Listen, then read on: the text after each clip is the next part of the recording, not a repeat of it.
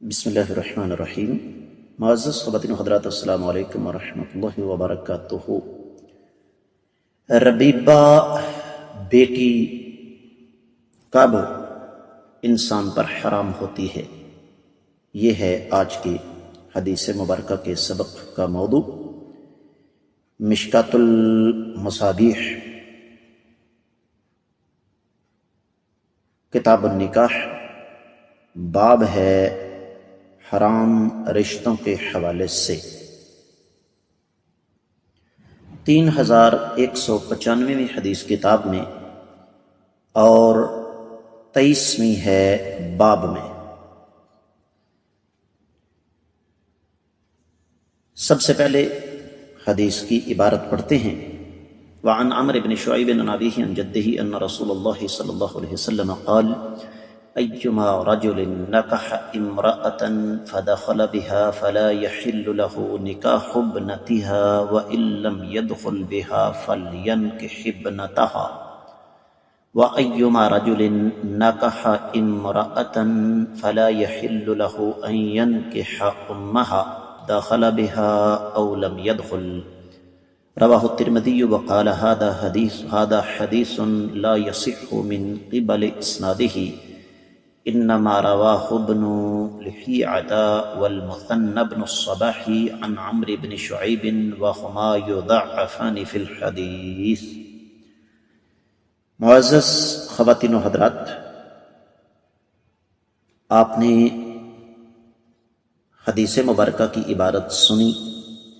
عربی زبان سے تھوڑی بہت سوجھ بوجھ رکھنے والوں کو بخوبی اندازہ ہو گیا ہوگا کہ امام تبریزی بذات خود یہ فرماتے ہیں کہ یہ روایت سند کے اعتبار سے صحیح نہیں ہے۔ معزز خواتین و حضرات، میں اس کا تفصیلی حوالہ آپ کی خدمت میں پیش کر رہا ہوں۔ سنن ترمذی کتاب النکاح، اور باب ہے اس آدمی کے بارے میں جو کسی عورت سے شادی کرے اور ازواجی تعلقات سے پہلے اسے طلاق دے دے، کیا وہ مرد اس عورت کی بیٹی سے شادی کر سکتا ہے یا کہ نہیں۔ میں آپ کی خدمت میں عرض کر دوں کہ اس حدیث کو اہل علم کے ہاں ضعیف قرار دیا جاتا ہے۔ معروف راوی ہیں ابن لہیع، ان کی وجہ سے بھی، اور پھر مثنى بن صالح عمر بن شعیب سے روایت کرتے ہیں، اور مثنى بن صالح کی روایت عمر بن شعیب سے ضعیف تصور کی جاتی ہے۔ لیکن یہ روایت اگرچہ سند کے اعتبار سے صحیح نہیں، لیکن مفہوم اس کا قابل غور ہے۔ میں ترجمہ کرتا ہوں، پھر آپ کو سمجھ آئے گی۔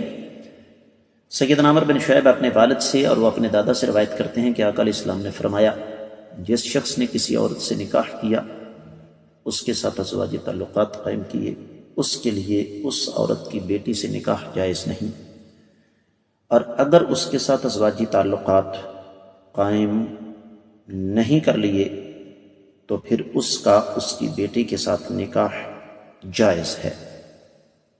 اور جس شخص نے کسی عورت سے نکاح کیا تو اس عورت کی ماں اس مرد کے لیے حرام ہے، چاہے بیوی کے ساتھ ازواجی تعلقات قائم کیے یا نہیں کیے۔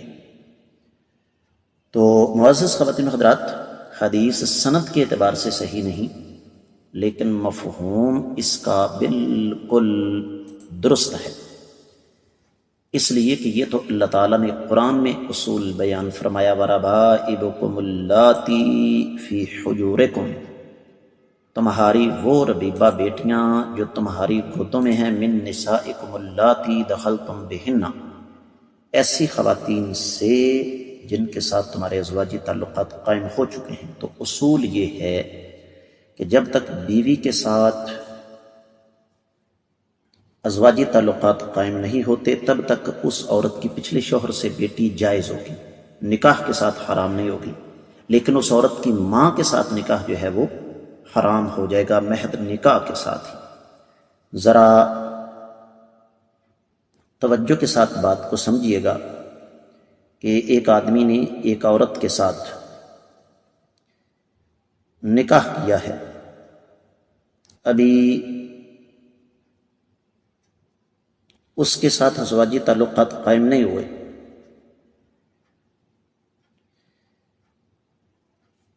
اس دوران خلا ہو گیا، لعان ہو گیا، طلاق ہو گئی، علیحدگی ہو گئی۔ اس عورت کی اگر کوئی بیٹی ہے پچھلے شوہر سے تو اس کے ساتھ اس آدمی کا نکاح جائز ہوگا، لیکن اسی حالت میں اس عورت کی ماں کے ساتھ نکاح حرام ہوگا۔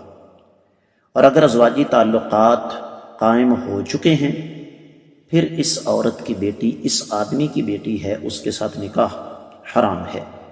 امید ہے کہ یہ حدیث آپ کو اچھی طرح سمجھ آ گئی ہوگی۔ اس کے ساتھ ہی آج کے سبق سے دیجیے اجازت۔ السلام علیکم ورحمۃ اللہ وبرکاتہ۔